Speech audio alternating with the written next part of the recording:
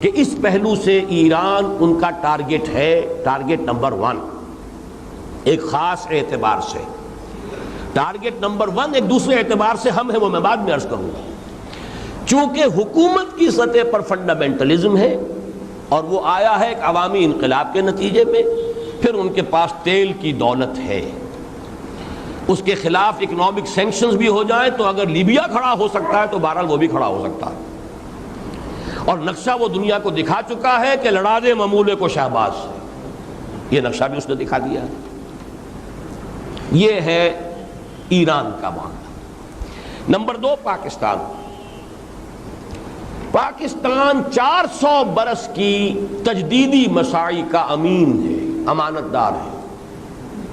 پورے ہندوستان میں مجدد الفسانی رحمت اللہ علیہ، شاہ ولی اللہ دہلوی رحمت اللہ علیہ، سید احمد بریلوی رحمت اللہ علیہ،